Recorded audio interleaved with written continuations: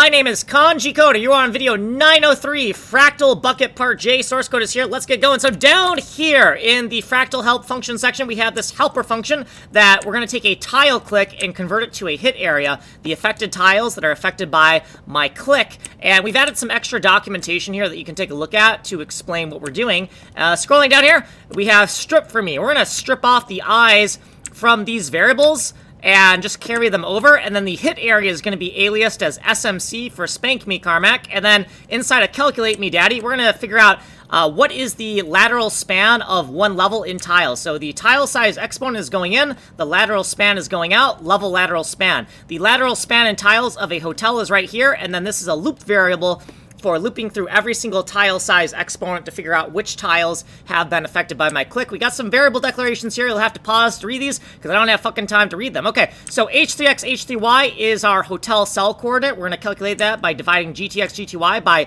the lateral span in tiles for a hotel and flooring the result. HLX, HLY, hotel local X and Y. We're going to take the number of tiles in one hotel and strip that off from GTX and GTY. No, we're gonna take the H3X, H3Y, multiply by hotel lateral. Fucking hell, this is hotel local X and Y, right? It's local to the hotel, whereas this is global to the entire renderable space. Okay, so R5X, R5Y is the room cell that we're inside of, so we're going to take hotel local X and Y and divide by the number of tiles within one level and floor the result to get which cell we're in within the hotel, within a 5x5 grid. Then, level local X and Y, all we got to do is take our room cell, multiply by the number of tiles in one room, and strip that off from HLX, HLY to get the final local level local X and Y. Then down here we have some variable declarations that I do not have time to explain.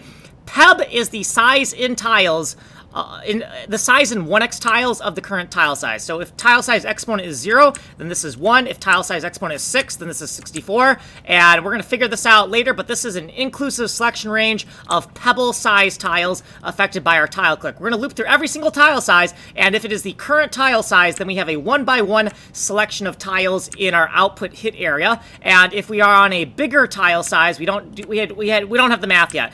Smaller tile size, we don't got the math yet. I'm fucking done here. Like, subscribe, send money. I'm out of time.